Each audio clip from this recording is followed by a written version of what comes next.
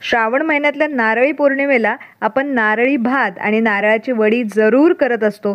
आज आस्वाद रेसिपी चॅनलवरती मी अमृता अगदी सोप्या पद्धतीने नारळाची वडी कशी बनवायची हे दाखवलेलं आहे, त्यामुळे शेवटपर्यंत व्हिडिओ जरूर बघा।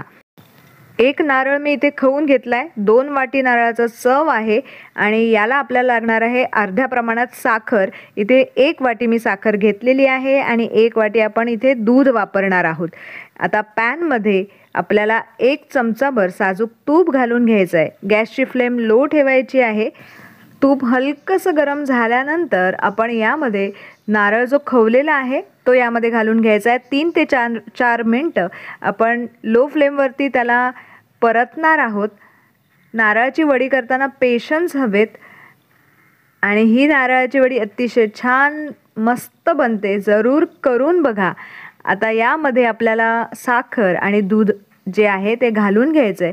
सतत हलवायचं आहे, गॅस सोडून कुठेच जायचं नाही आहे। जर गॅसची फ्लेम तुम्ही मीडियम केली तर खालून ही करपू शकते, त्यामुळे आपण लो फ्लेमवरतीच हे मिश्रण जे आहे ते सतत हलवायचं आहे। साधारण या प्रोसेसला 25 मिनिटं किंवा 30 मिनिटं लागणार आहेत। त्यामध्ये थोडीशी वेलची पूड घालून घेऊयात आणि हळूहळू करत हे मिश्रण जे आहे ते घट्ट व्हायला सुरुवात होणार आहे। तुम्हाला नारळाची वडी आवडते की नाही हे मला कमेंट करून सांगायला विसरू नका। तसेच चॅनलवरती नवीन असाल तर जरूर सबस्क्राईब करा। इथे तुम्ही बघू शकता 20 मिनिटं झालेली आहेत। हळूहळू करत हे मिश्रण जे आहे ते घट्ट व्हायला सुरुवात झाली आहे।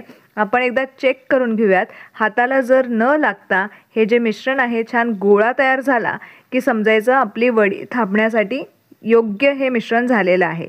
तुम्ही इथे बघू शकता थोडंसं अजून आपल्याला हे परतायचं आहे। साधारण 5 मिनिटं झाल्यानंतर तुम्ही इथे बघू शकता मी परत एकदा मिश्रण हातात घेतलंय आणि छान गोळा तयार होतोय, बाइंड होतोय, एकजीव होतोय। त्यामुळे आता आपण गॅसची फ्लेम बंद करून घेणार आहोत आणि आपण एका ताटाला साइड बाय साइड मी इथे तूपही लावून घेतलेलं आहे आणि हे जे वडीचं मिश्रण आहे त्यावरती घालून घेऊयात। सगळ्या बाजूनी अशा पद्धतीने मी थापून घेते। एकसारखं आपल्याला हे मिश्रण दाबून घ्यायचं आहे, म्हणजे आतून ही जी वडी आहे ती मोकळी नाही होणार। आणि सेट करण्यासाठी साधारण 2 तास आपल्याला ठेवायचं आहे। 2 तासानंतर आपण ह्याच्या वड्या करून घेणार आहोत। खूप छान झालेले आहेत। तुमच्या आवडीनुसार तुम्ही याचा आकार जो आहे तो कमी जास्त करायचा आहे।